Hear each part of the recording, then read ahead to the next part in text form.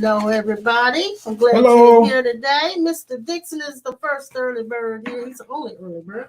He's Hello. the first one here. Didi came in second place. Hey, Right. Didi.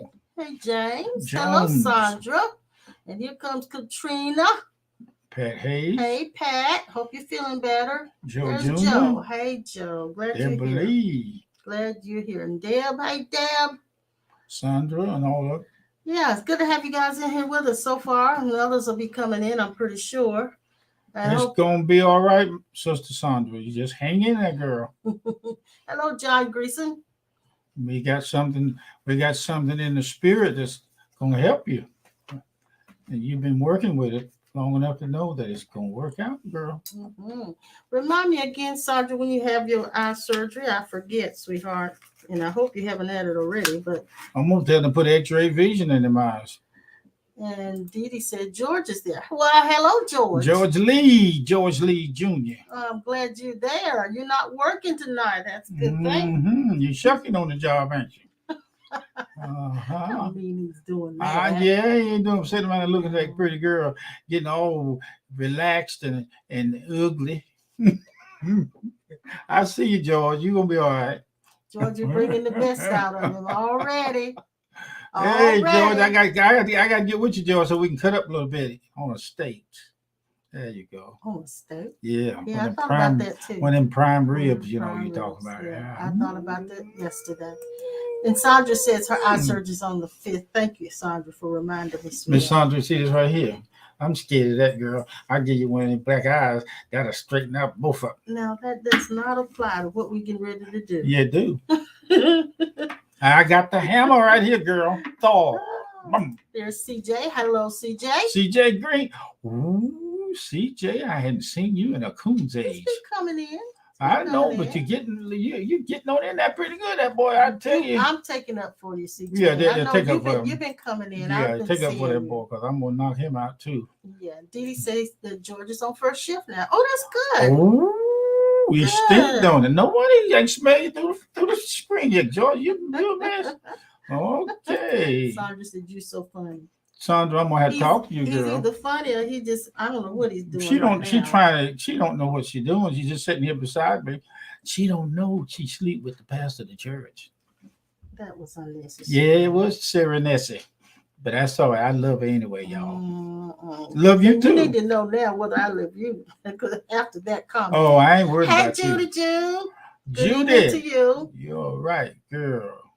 Well, let's see. What are we gonna do here? Let me take this off. All right. This thing that scrolls. You know, I tell my wife, I said when I was little growing up on the wood yard, and my uncle did a lot of building sheds and things around the house, and he had a mule and all that. So when he had one of them old timers saw, they had a lawnmower, but that thing would cut through any kind of wood, big old blade on it.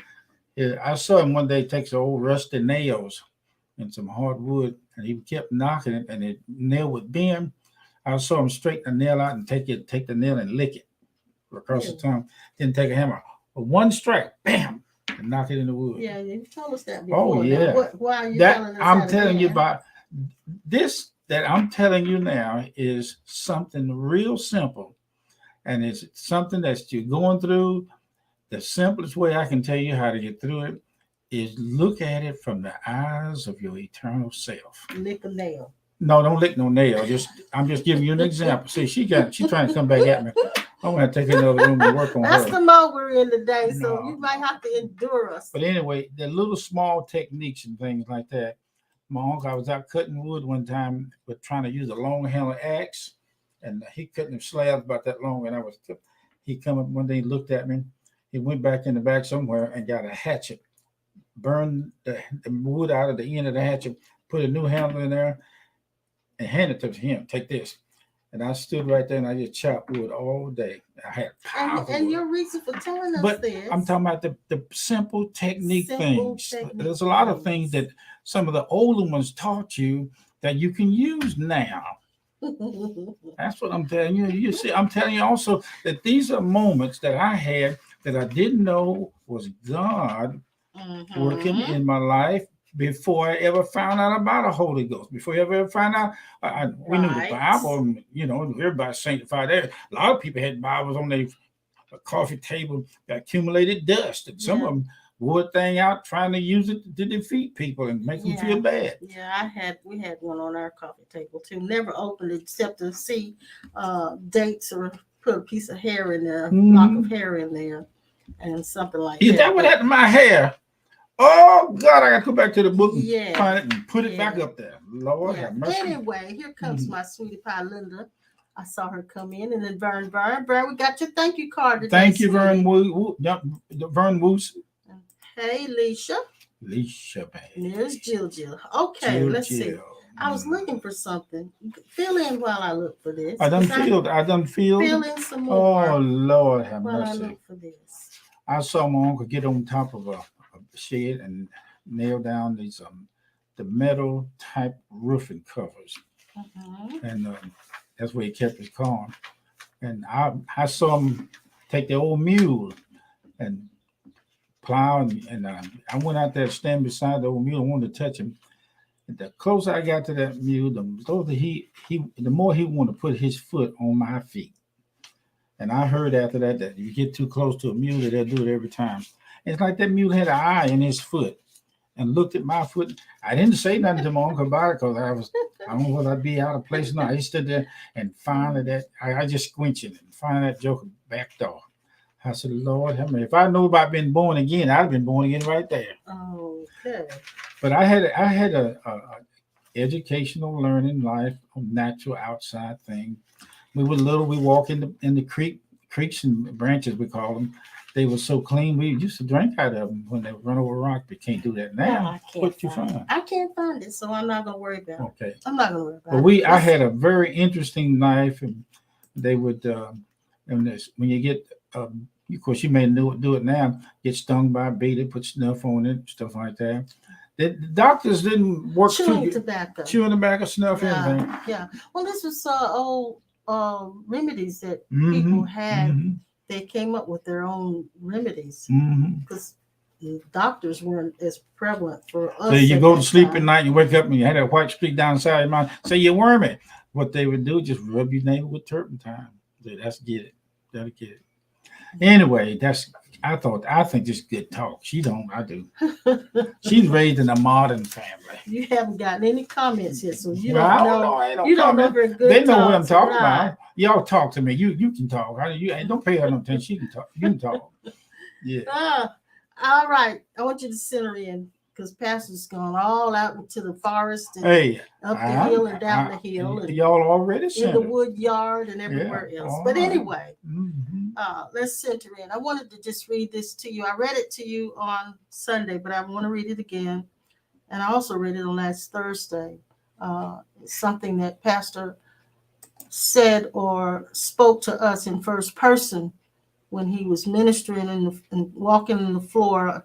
This is way back when we were on Wendover in this large building. We had quite a few people with us, but he was walking and he began to speak in first person, and that's God speaking to us. And in church terminology, that's prophecy, or God prophesying, or he became an oracle and speaking in first person. But this is what it said, and I want you to just center in for just a moment. And I don't know what you're doing. You may be drinking a cup of coffee. You might be working on something. I'm not sure. But if you can just slow yourself down for just a moment and center in as to where God is and acknowledge where God is right here inside of you right now.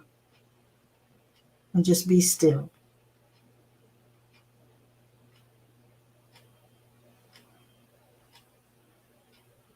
And I'm going to read this to you. And this is your dad, your source, the original source where you came from, said this. He said this to all of us. He said, "You shall see me, and I am not asleep. I am the all-seeing eye. I have entered into your dream to reveal myself. I shall walk in this place, and you shall see me in this place of darkness. I shall reveal myself. You shall find me in the birds, in the earth, in the clouds, in the dew of the morning. It shall be in the mind, the touch, even the confusion, the seasons. Only the mind cannot see me. I am ready to be seen. Believe this." I remember when you said that to us, when you prophesied that to us, when you spoke that as an oracle in first person, it impacted me so much, and that's why I wrote it down. I don't remember that. Because it actually tells us how to see God. It said, "You will see me, you will find me in the birds, the earth, the clouds, the dew of the morning. It'll be in the mind, the touch, even in the confusion, the seasons." He said, "Only the mind cannot see me." Isn't that something? And then, even though he cannot, it'll build up a picture, and it'll say Jesus is a race of dark skin and light skin and brown. The mind has all these concepts of what Jesus is, but also what God as unmanifest is. Some even think of him as an big old man up on a big throne. I mean, we have so many misconceptions, and I don't think God. I think God is imageless. Actually, yes. I remember a time in my sleep, as the seer, I saw me, and about 6 of us was in a car, maybe 4 or 5, but anyway. It was 2 in the front and 2 of us, 4 of us. And we were riding along the highway, and I could look as the seer, I could see through the car and be in the car at the same time. And I looked over next to me, and that was Jesus riding with us in the car. It just presence. You just know it's him. And we had to stop for gas. And when we did, I got out, and Jesus said, in his words without words, he said, "I'm going in the service station," and I don't know. I wondered, was he going to get service and get? But he was just like us. He went in there and come back out, and I said, "Well, you ready to go?" He said, "No." He said, "You go ahead. I'll be with you in another way than being there, sitting down beside you like you saw me." And I stood there and I had a long talk with him. That's so cool. I just. When he said give eternal life, he's really saying, I'm going to show you what eternal life is. Yeah. And it seemed like in the book he's talking about giving us something. He said this, he said, "As the Father knoweth me, even so know I the Father. And I lay down my life for the sheep." When he said lay it down, he wasn't just talking about them nailing him to the cross, nailing us to the cross. He was talking about, I choose to know who I really am so that I can bring you into the awareness of who you are. And that's full knowing the Father and the Son. And all the course and the Bible and all of us talking about is waking up. Oh, it's so simple. That's why I talk about the nails being driven and that, because it's very simple, it's very easy. And once you see this, I understand. I kid with you and joke with you, but about that, but I understand exactly what you mean. Mm-hmm. And I've been really focusing, I've been focusing on this for the last month or so about decluttering the house and living minimalistically and not with a lot of clutter and junk and just clearing out a bunch of stuff I don't need and don't want and don't use and all of that. But anyway, it's not about having a clean house. It's about living simply. And that's what you're talking about. Those times were more simple. Now it seems you have to have a gadget to do anything. Back then, your mother wit is what I call it. Your mother wit was what they lived by, and finding out how to get an old rusty nail to work like a brand new nail is what you were talking about. And so your uncle would lick the nail and then drive it in the wood. But that was all wisdom coming up in when they didn't have access to a lot of things, so they had to come up with ways to get it done, and they actually pulled on spirit. They were pulling on spirit to and we didn't know what it was exactly. And so a lot of times when you don't have access to things to help you get things done, that's when you really are pulling on spirit to find out how to get it done without all of that stuff you have to have. So yeah. Linda says, God to me has no image, but is the image of everything. As the Sufis say, all is God's face. Yes. And it's interesting, Linda, we as Black people, we celebrate Martin Luther King birthday and Black History Month and all of this. And a lot of our religious friends who are confined to just the Bible and evangelistic Pentecostal type understanding, they thought, and even not only, I won't even say Pentecostal and evangelist, because most Black people whether in churches, no matter what denomination, they thought that Martin Luther King was the greatest thing since sliced bread, which he was, but they didn't realize he went beyond the Bible. And Linda made me remember it because he studied Sufism. And when he studied Sufism, he came into the awareness of being one. He came into that oneness awareness. It wasn't just Bible that he studied. And so what made him the kind of man he wasn't just following Christian principles. He actually studied Sufism and all of the other sages. And that's why he was the kind of person that he was. Look what somebody called me at the bottom, Clay. What? See what he said? Hello for Horry County Pastor. He's talking about being from Horry County. Yeah. What are you laughing about? I'm thinking about it. Horry County. I don't know where that is. Horry County. Yeah, I've heard of it. I don't know where it is. Yeah. Judy says, I heard God as you spoke those beautiful words. The way you spoke those words, they were clearly divinely spoken. Talking about what I read. Yes, you're right, Judy. And that's the way I felt, is that it was definitely coming to us from God. This is called finding the difference between the mind and the real self. This is all the theme that we're talking about. I sense when I said it right down through here, I felt in there it said, and just relax. No, the let go. Old saying you say, let go and let God, Yes. Seeing who we really are is called dying to Satan, dying to demons, dying to any other spirit other than God. You come to a place where you find that this resting place is a place that you are seated in as the observer and the watcher. You're looking at it like I did say about that car.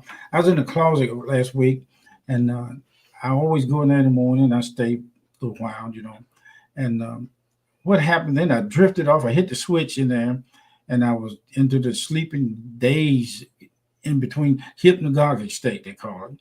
And when I got up to come out of the closet, it was dark. I got up to get out, but I didn't realize that my spirit self got up out of my body and was looking for the doorknob You didn't realize you were out of your body. I didn't know it until after I came out. And I remember I run my hand up the wall with my left hand, and I couldn't see my hand, but I could feel it. Then all of a sudden, the light in my hand lit up, and I could see the wood, and I could see the line of the doorway there.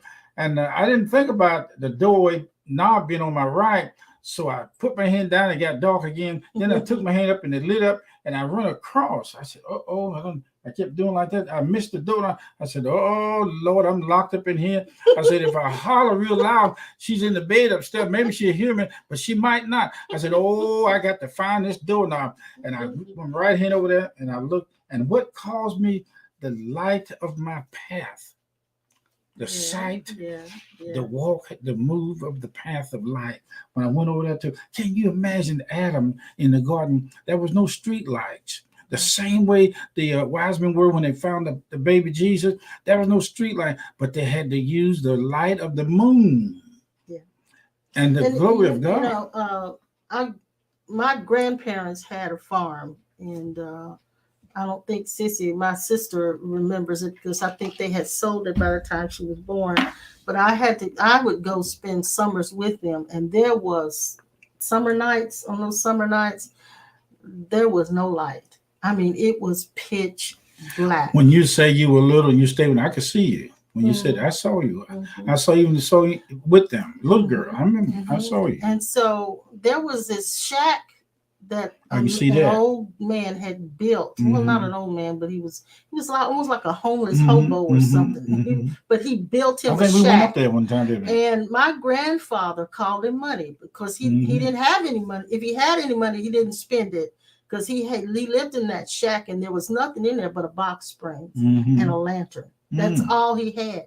And we would see him coming down the driveway was made of white sand. My grandfather built it of white sand. And so he would come down that long driveway with that lantern in his hand, and all you could see was the lantern. That's lamp unto your feet, that's and how light dark unto it your was. path. It looked like the lantern was floating. That's how dark it was. And so you made me think about the light of the moon, that when it's absolutely dark, the moon is the brightest. It's the brightest. And you can, if you stay out long enough, your eyes adjust and the moon actually does get I heard light. one near-death experience guy say when he was over on the other side, out of his body, he looked up and all the stars that he saw, they were not just stars, they were beings, souls, spirit up there, and they were looking at us. Now, the key to it is. Before you move on, Clay said he's in Grace at East Conway, South Carolina, from Grace. Okay, yes, Grace, that's right, Grace. Good to have you with us then, hey, Clay. Look, we talk the mysteries of God because I like it. And it's just so... Well, we're not talking too many mysteries right now. We're just talking about our own experiences. I know once in a while when I came to Lois, I used to talk that kind of talk. And Brother Owen said the people can't handle that too much. And I had to get over. But it's okay. We got secret disciples. Yeah. But Jesus had them. I'm going to tell you something. Pastor Johnson was the first man in the school and college in Lower South Carolina that really accepted me during that time, being able to talk this crazy talk. Yeah, he helped us a lot. Yeah, he helped because he used to talk about me, talk to me about how he's sitting in his desk sometime and his hand would slip down to the top of his desk and he pulled it out. He would have those conversations. Oh, yes. Linda's saying about Martin Luther King, she didn't realize that he had studied Sufism. Yes, he did. He studied, and actually I think he followed Gandhi as well. You know, I just had this sense in me to tell you, I miss y'all. And I said, why am I missing? Because I got so familiar with seeing you on the other side that when I got over here, it's not as frequent as I would like for it to be. And I felt a little loneliness hit me right then. I said, I'm getting to the place where I long to see the true self, just like a baby crying for milk, you know? And I see that. It is to me the way it ought to be. And the more we have that hunger, which is created by your eternal essence, the more you go after. Clay said, he said, I miss y'all. Oh, you remember us coming down. Yeah, you may be feeling Clay. Yeah, yes, Lord, you did. So what you're mentioning when you started off, you started off the is the simple life. We've gotten so sophisticated. I remember you preached a sermon once about sophisticated reasonings. Remember that? Oh Lord, sophisticated reasonings. Sophisticated reasonings. These are the sophisticated reasoning that we're talking about. The kind of reasoning that, I used to, when I was praying, when Jesus said they multiplied the fish and the loaves. Oh, yeah. Oh, I decided to take. I walked in our living room one night. This is way, way, way back. We had been married a while. I'm crazy, y'all. We were first, not long after we got married. And I saw this pie pan sitting in the middle of the floor. Yes. With a piece of bread in it. Yes. And when we got the other, I laid the bread in the floor. He was practicing multiplying bread. Well, that's the way you do it. You practice and you get good. You know what? If you did he said in order to learn how to walk on water, you practice in your bathtub. Yes, go back. Don't go to the pool or the river because you're allowed to sink and you may have to go back and start all over again. We did raise something from the dead. What did we do? That goldfish, remember that? Goldfish? Yeah. Jumped out in the bowl in the sink. The goldfish was in a bowl. I put it in the window, not realizing that during the day that window got Then they go hot. down in the sink or something like that. Well, yeah, the window got hot because the sun was shining through the water, and the fish got so hot it jumped out of the bowl. Sure did. And down in the sink. And when we got home, he was hard. We put him back in the water. And he wanted these numbers. We prayed command for that thing to come alive. And he did. He came back and he was wobbling a little bit. Oh, Lord. He didn't live long, but we brought him back. And bringing back some good story memory. I'm telling you, it's good. I don't know how valuable this information is, but it's something to it, And we are enjoying having beautiful people like you guys tuning in with us. We don't have to hold back anything. We can relax with each other. I kind of see us in a big living room. When we started out long years ago in Greensboro, we had one of the people that had a big, and Don Harty, he had a great big old living room, and people, we call it a sharing group. Every Wednesday, Thursday, whatever it was. And nowadays they would call them cell rooms. And they come in there and the house was packed. Yes. I wanted to mention something that James said, referring to what we have been talking about. Okay. He said for 4 nights he saw his spirit hand raise up, and he would observe the layer of light that was coming from the spirit hand, and he said he was aware of the whole experience. Yes. These are moments. I sat like today in there in front of the rain. Sometimes I put up on YouTube pictures of raining on the house and outside. I sat in there today and I deliberately used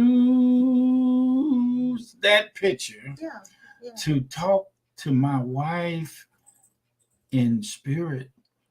It's amazing what you can do with spirit when you find out how easy it is to hear, to see, and to walk. And it's in the quiet and the simple life. It really is. Now, that doesn't mean you don't get busy, but you should take time out to be mindful at some point during the day. Be mindful and be present, and to have that moment where you're just living simply, and have times when you turn the electronics off, and when you can, like he said, when I read that, I'm in the clouds. I'm in the birds. You'll see me in the birds. You'll see me in. So you can see God in those areas. I learned so much from my puppy dog.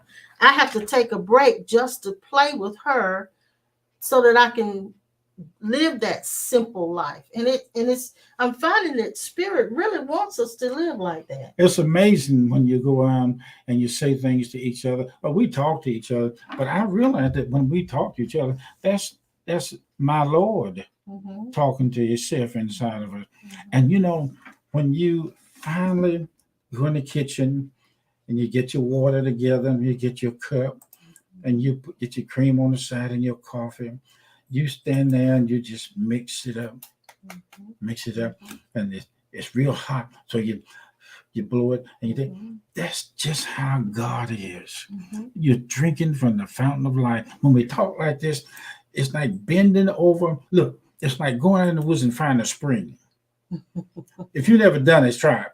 Find a spring, and the ideal that you've been so used to drinking out of a glass and out of a fountain, and stoop down and take the water and scoop it up in your hand and drink it. I can tell God that I enjoy what he made. Oh, and then when I said that, I said, oh, I'm sorry. We made this together. And so I want to say this. We often hear people say, and I believe it's true, that happiness is our nature, our true nature. But if you live your whole life trying to be happy, you will be chasing one event after another. Because when we set a goal, I think I'm going to be happy if I can have that vacation, that perfect vacation. Or I'll be happy if I can get that house that I'm longing for. Or I'll be happy when I get that perfect relationship and my mate, or I find the right mate. Or we have all of these goals. It's goal oriented. So we feel those things will make me happy. But the minute that thing is fulfilled, you're seeking another thing to make you happy. So happiness comes from external happenings. I like that. So I think what we really are wanting is not just happiness, but joy. Yeah. Just plain old joy. And joy comes from other things like children playing. Hearing children playing brings you joy.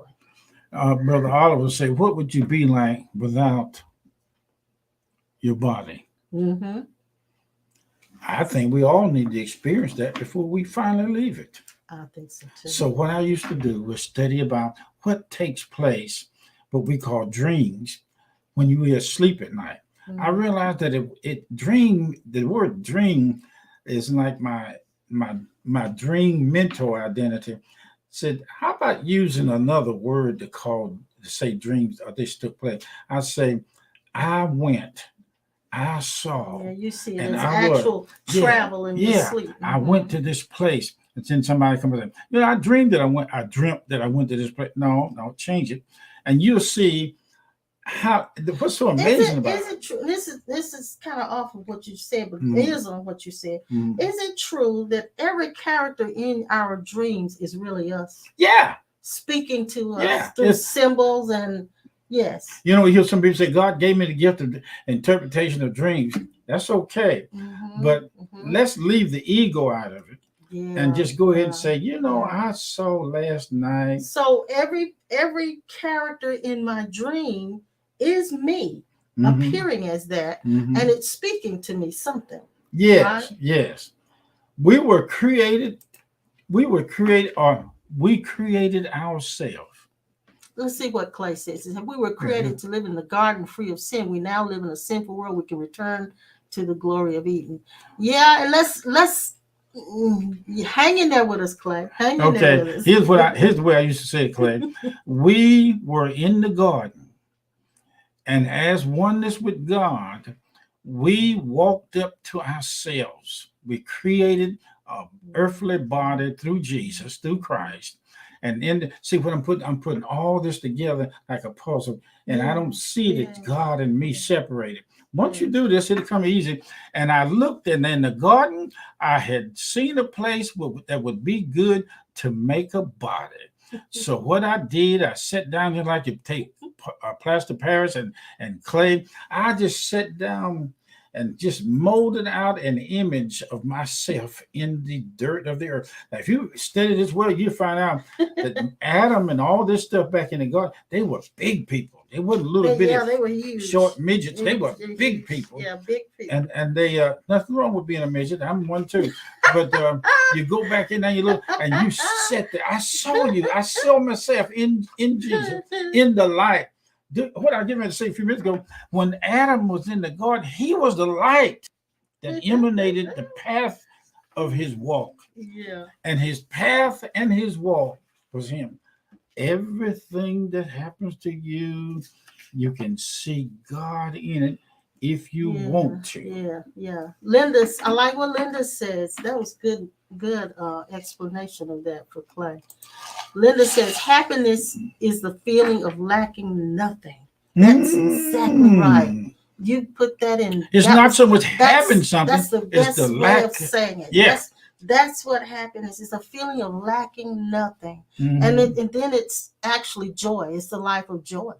I found out, Clay, that we are the garden and that we are the life, and that sinfulness of the world is separation identity.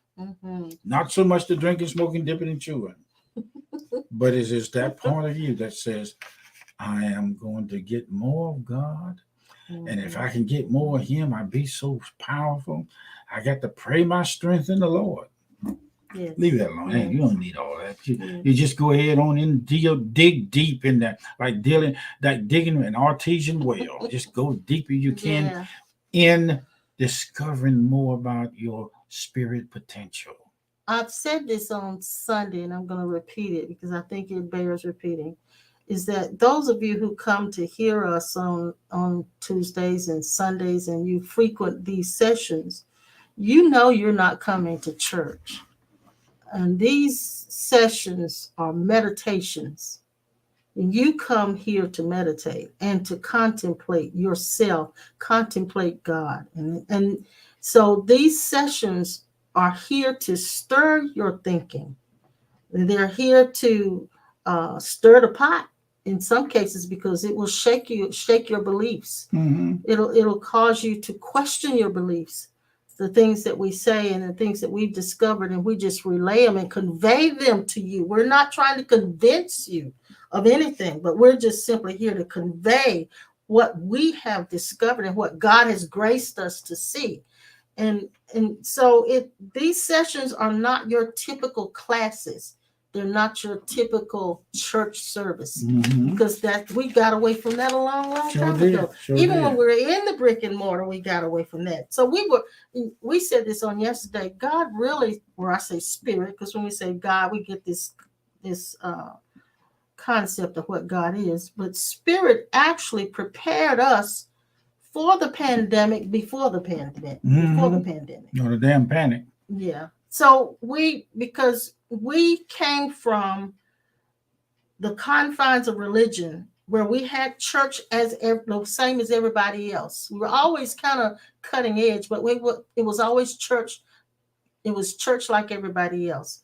And over the years, as we began to have more and more clarity and began to see through this illusion that everyone's been locked into, this hypnotic state called being human. Now, as we began to see through that, there were things that we said and did that caused people to just drift away. Those who couldn't handle it drifted away. And we ended up having small classes, just small classes. And it became such it was a lot easier to have those small settings than it was to have church, big church stuff. And so we became very accustomed to that. And our people who stayed with us, they became very accustomed to that. So when the pandemic hit, we were already doing what we're doing right now. And our people were sitting just like you're sitting right there now and talking back and forth. This is what our settings were like. Our sessions became this years before the pandemic ever came about. Can you imagine what it's like to have a loaf of bread with legs and feet and eyes like a human being and walking around waiting for us to pinch a piece off and eat? You are the grace, the love, the peace of God. Hold on now. You are the love, the joy, the seeing of God, the knowing of God that does not have to arrive. Yes.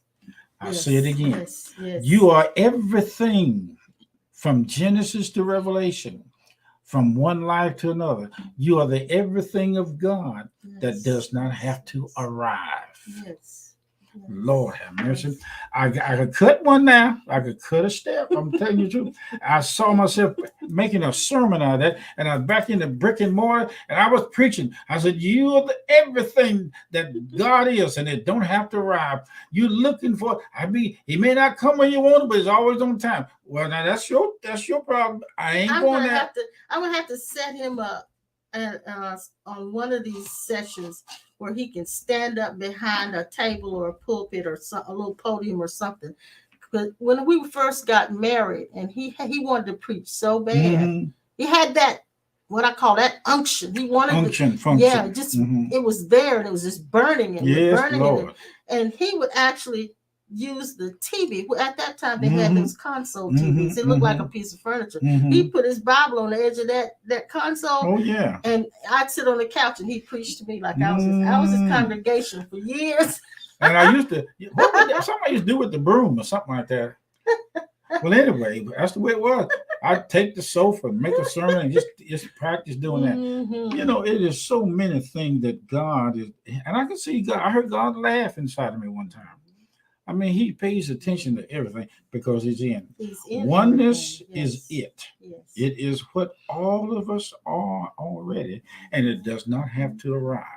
Doesn't have to arrive. I want to read this, and go ahead. I've read it before, but you guys want to read it again. It's in this poem I did, and it kind of gives you a different view. And it's about, and I thought about it when Clay mentioned the garden, and it goes like this. God shaped the moistened clay and leaned forward over the lifeless form to examine his handiwork.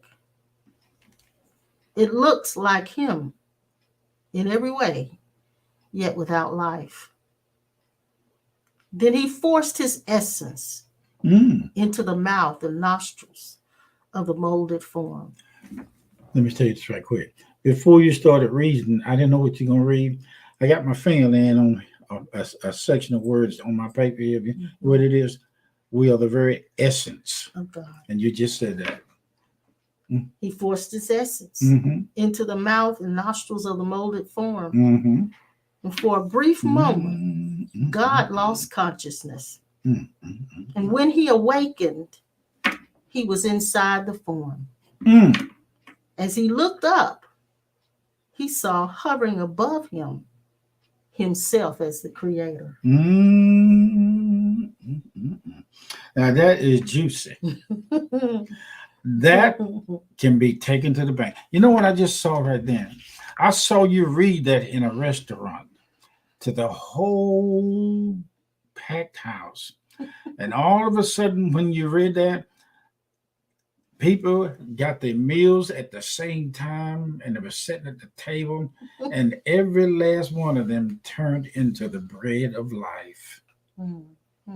Everyone in that restaurant was the bread of life. The cook, all the way back in the kitchen, I could see and feel the bread of life, the bread that keeps multiplying itself over and over again, that never runs dry. I guess now the prices of things are going up like this. Boy, that would sure work fine now. But I'll tell you, we are the angels of the Lord in essence. We are the very essence of God. And when we see Jesus, and when we do see him, we are looking at our real self. And we are no longer looking at Jesus like he's separate and apart from us. I like that. I do too. I like that. I will go for this. I think I just saw a grocery store, and we got the building and rented it, and we dedicated the grocery store over to the bread of life. And when we did, the whole place was filled with loaves of bread, and the bread would taste like honey. And any kind of bread you wanted, it didn't make you fat either. Why are you thinking about bread? I don't know. I just as I look here, the bread that was broken for us. We sit down at the table. Do you know your presence at any table is royalty? Yes. I've always seen you sitting at the table as a bouquet of flowers. When you sit at the table with me, you add life and color and brightness to a table You don't have to do nothing. Just set the no cell phone. Right. Lay it down. Linda says this. I was thinking God is like an infinite quantum soup. Look out, girl. Without boundaries and everything, and everyone arises and dissolves in that soup. Go ahead, Linda. There is nothing outside of the soup. Lord have mercy. Oh, that's Lord. So good. Oh, God, this is so good. I tell you. That's so good, Lord Linda. Have mercy. That's so good, Linda. We went to, there's a soul service station at the end of the street we used to play on all the time. And behind that service station was a trunk, old tree trunk. And I don't know how we found it. We went back there looking around. I think we were back there looking around for tires because we used to roll tires as playing with them. And I looked around there, and in that tree trunk, honeybees had made a bunch of honeybees nests. Honey back in them, the comb. The trunk was full of honey. And I said to somebody, I said, man, we could go and get us a bunch of jars and put that honey in there and sell it. Well, we went back there. When I come out, I had honey all over my breeches, and I took it home, and my uncle put it on the table. I didn't go back because I knew I was going to get in trouble. But that was the first time as a little boy that I ever saw honey. It was awesome to see. I know. Yeah, it was really something. Now, I gave you guys the version of how God found itself in man. But I want to give you another version of that same poem. And this one is man's view of God. Okay? So here's how it goes. With a gasp, I awaken to see a figure of one hovering over me.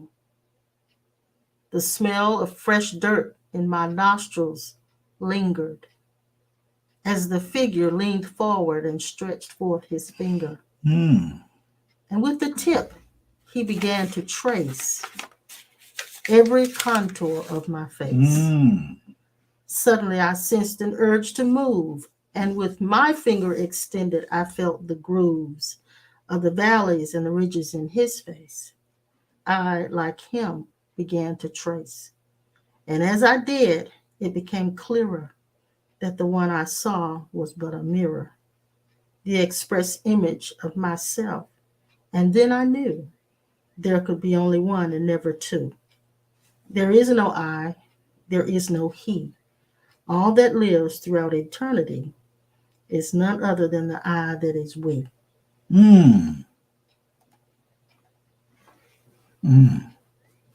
Look down at the feet of Christ when you're out walking in the dark. I see the picture in the vision. Your feet lit up. They are your flashlights. Yes. And they will guide you. Talk to your body and tell it that God is there in it. Yes. Grab your body by your imagination or your physical hand and say, this is where God lives. And when you see people out in the malls and places, deliberately make your mind say, I can see Jesus in everybody in this store. Say this, by all means, above all else, I want to see. I want to see things differently. That's the key. And I want to see things clearly. Linda says, my poem gave her goosebumps. Judy asked, where did it come from? It came from me. It came from me contemplating. That's the kind of stuff you made out of. That's what happens when I contemplate God and I contemplate the oneness. That's the kind of stuff that comes out of it for me. Goosebumps, huh? Yeah. Oh, that's Lord. The kind of stuff that comes out of it for me. Living for God is going to heaven before you die in your body. That's that soup Linda talking about. You're going to heaven. Tell hell it ain't got no more place for you. You done transcended hell and fire and brimstone, and you are now walking in the love of God toward yourself and all men. If there is a hell, you go there and cool it down. Yes. Thank you, Sissy, for typing it in. By all means and all else I want to see. You are the traveling experience of God. And Judy told me to keep on contemplating. I will, Judy. I see you. I see you. I see you. I will, sweetheart. Judy, I'm looking at you. I have to. That's my lifeline. That is my lifeline, Judy. I don't spend a lot of time of making appointments with God. I'm going to be with him at this time or that particular time. I'm going to spend an hour here. I don't make appointments, but I find time in each day to just sit still and contemplate that I have experienced and seen. And when I do, that's what comes out of it. Don't ever have to worry about God coming and going again. I want to see. You take a vacation, he will too. Mm-hmm. If you go to the movies, God is my vacation. You. Yes, he is. It is my vacation. For real. You are dipped. For real. You are doubly dipped in Jesus. You know, a lot of people have said to us, we need a vacation because you and I haven't taken a vacation in years. And that's some things I would like to probably go do. We used to go to Grove Park Inn for anniversaries every year. But you know what? I'm going to be honest with you. I never felt the need for a vacation. Now, I would enjoy one. Yeah. But I've never felt like I need a vacation. But because you know, we have learned to enjoy one another here at our own home, and we've kind of made this our own retreat, and we try to live that simple life.